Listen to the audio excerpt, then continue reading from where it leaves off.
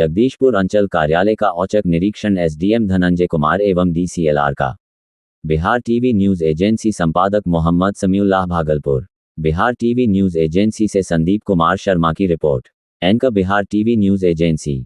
भागलपुर के जगदीशपुर अंचल कार्यालय का औचक निरीक्षण करने एसडीएम धनंजय कुमार पहुंचे, साथ में डीसीएलआर। औचक निरीक्षण करने के उपरांत एसडीएम साहब ने बताया कि दाखिल खारिज में जो कमियां पाई जाती है उसको कर्मचारी तुरंत दुरुस्त करें। दाखिल खारिज करने वाले व्यक्ति को तुरंत सूचित करें किस कारण उनका आवेदन रिजेक्ट कर दिया गया है, साथ ही लंबित पड़े दाखिल खारिज का काम जल्दी से जल्दी निपटाया जाए और अंचल में जो भी कमी है उसको पूरा किया जाए। साथ ही उन्होंने कहा कि अभी बहुत से नए कर्मचारी आए, उसको थोड़ा काम करने में कुछ दिक्कत आ रही है जो ठीक कर लिया जाएगा। साथ ही जो भी अंचल में दलाली का काम कर रहे हैं वो सब बंद कर दें, नहीं तो उनके ऊपर कानूनी कार्रवाई होगी।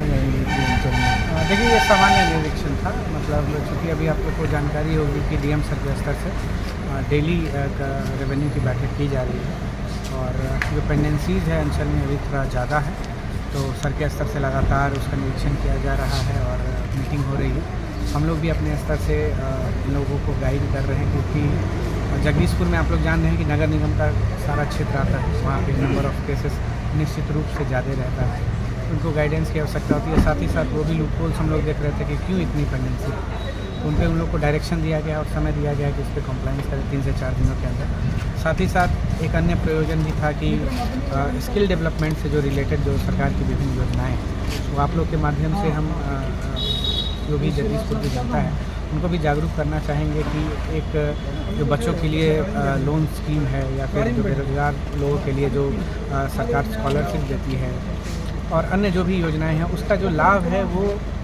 उसमें जितना आवेदन आ रहा है उसकी संख्या बहुत कम है।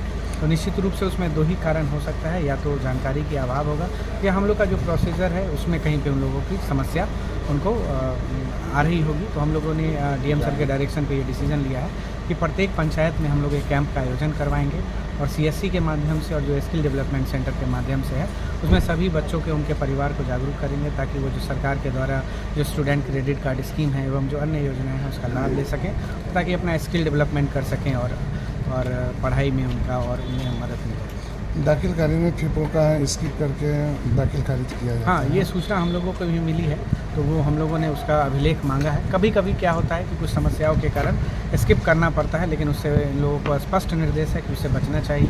उदाहरण के तौर पे अगर कहीं पे कुछ समस्या है ऑब्जेक्शन को लेके, उस केसेस में स्किप करने की आवश्यकता पड़ जाती है, लेकिन स्ट्रिक्ट इसमें दिया गया है कि ऐसे केसेस ना रहे। और कुछ हम लोग को भी कंप्लेन आया था कि जो स्किप है वो 4-5 बार किया गया है, तो उसमें एकदम स्ट्रिक्ट दिया गया है कि इसको कैसे कंप्लायंस करें, क्योंकि सभी कर्मचारी भी नए हैं, आप लोग जान रहे हैं, सभी को गाइडेंस की भी आवश्यकता है। लगातार हम लोग उसको मॉनिटर भी कर रहे हैं, लेकिन इसके बावजूद अगर ऐसी समस्याएं रिपीट होती हैं तो कार्रवाई भी। जानकारी के अभाव में ऑब्जेक्ट कर दिया जाता है? नहीं, जो हम लोगों ने देखा कि ऑब्जेक्शन जो है वो क्लियर कट ऑब्जेक्शन नहीं है।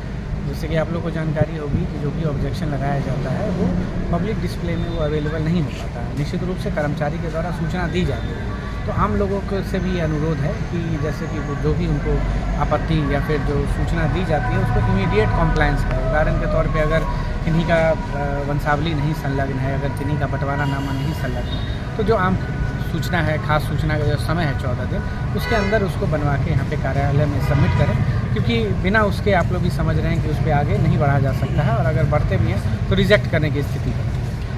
तो ऐसे केसेस में हम लोगों ने कर्मचारी को स्पष्ट निर्देश दिया है कि ऐसे केसेस को नोट डाउन करें और लगातार फॉलो अप करें संबंधित व्यक्ति से कि आपका बंटवारानामा आना बाकी है, आपका वंशावली आना बाकी है, और उसको 14 दिन के अंदर इंश्योर करके उनसे वो कागजात कार्यालय में समर्पित करवाएं। और यहाँ पे पदाधिकारी जो कि प्राइवेट दलाल के यूज़ करते हैं, देखिए इस पर हम लोग लगातार इस पर औचक ही बेहतर रहेगा, हम लोग औचक इसमें कर रहे हैं। और ये सब अभी तो उस तरीके की कंप्लेन नहीं आई है, जब से नए कर्मचारी लोग आए हैं इसमें बहुत अच्छा सुधार है। प्राइवेट दलाल नहीं, तो इसका हम लोग जांच करवा लेते हैं और इस पर एकदम बिल्कुल सख्त से सख्त कार्रवाई नहीं है, FIR भी लॉन्च करते हैं।